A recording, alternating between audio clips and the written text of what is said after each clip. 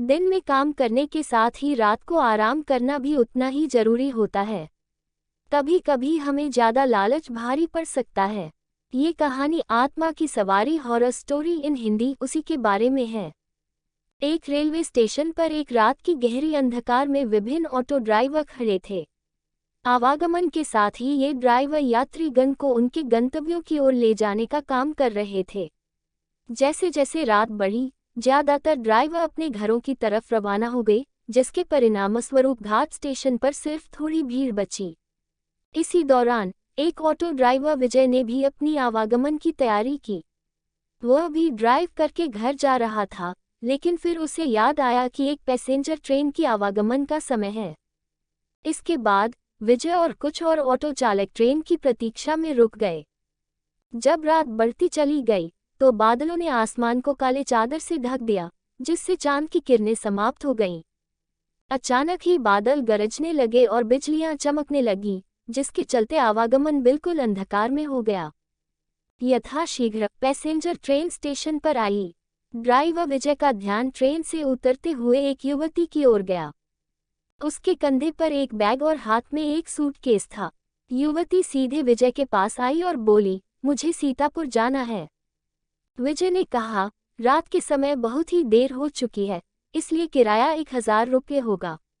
लेकिन अगर आप सुबह जाना चाहती हैं तो मैं सिर्फ 500 रुपये में ही आपको छोड़ दूंगा। युवती ने जवाब दिया, मुझे अभी जाना है। युवती ने कहा, मैं आपको अभी 500 रुपये देती हूँ क्योंकि मेरे पास अभी सिर्फ 500 रुपये ही है। मैं आपको घर पहुंचकर बाकी के पैसे दे दूंगी। विजय ने उसके प्रस्ताव को स्वीकार किया और बोला, मैडम आप ऑटो में बैठिए। कुछ ही देर में विजय ने युवती को उसके गंतव्य के पते पर पहुंचा दिया। युवती ऑटो से उतरते ही जल्दी से अपने घर की ओर चली गई और विजय से कहा कि मैं आपको बाकी के 500 रुपये देने आती हूँ। विजय करीब आधे घंटे जितना इंतजार करता रहा, किंतु वो युवती विजय को पैसे देने के लिए नहीं आई। अब विजय ने सोचा कि मुझे देर हो रही है, क्यों ना मैं उस युवती के घर पे जाकर पैसे ले लूं। वो उसके घर चला गया। घर का दरवाजा एक बुढ़िया ने खोला। विजय ने उससे कहा कि एक मैडम यहाँ ऑटो से आई थी, उन्हें मुझे मेरे 500 रुपये देने हैं, वो अब तक पैसे लेकर बाहर नहीं आई। बुढ़िया ने हैरानी से पूछा, कौन मैडम? यहाँ तो मैं और मेरे पति के अलावा और कोई नहीं रहता है। हाँ, मेरी बेटी पहले रहती थी, लेकिन वो 3 सालों से यहाँ नहीं रह रही है। विजय बोलने लगा, क्यों, अब वो कहाँ रहती है? मैंने शायद आपकी ही बेटी को यहाँ तक छोड़ा है। आप एक बार अच्छे से देखिए। भूतिया अस्पताल horror story in Hindi with moral. भूतिया कुआं short horror story in Hindi. बातों ही बातों में विजय की नज़र सामने दीवार पर गई। वहां उसी लड़की की तस्वीर लगी हुई थी जिसे वो ऑटो में बैठा कर लाया था। विजय ने बुढ़िया से पूछा, वो दीवार पर जिसकी तस्वीर लगी है वो आपकी बेटी है? बुढ़िया ने जवाब दिया, हाँ, वो ही मेरी बेटी है। क्यों, क्या हुआ? तुम ऐसे क्यों पूछ रहे हो?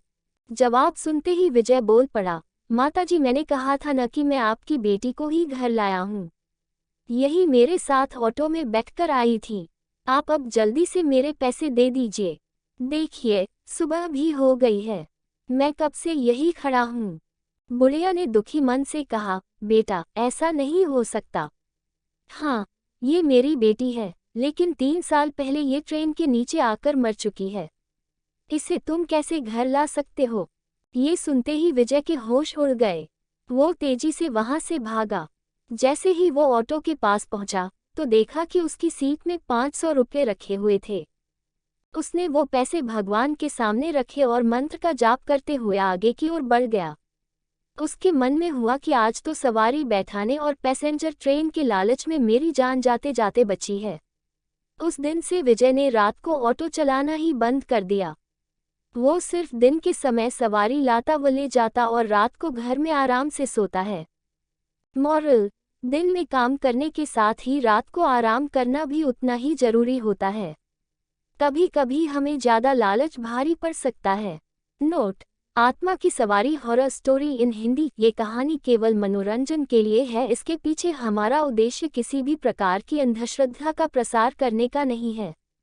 अगर आपको हमारी स्टोरी आत्मा की सवारी अच्छी लगी हो तो अपने दोस्तों के साथ भी शेयर कीजिए और कमेंट में ज़रूर बताइए कि कैसी लगी हमारी स्टोरी।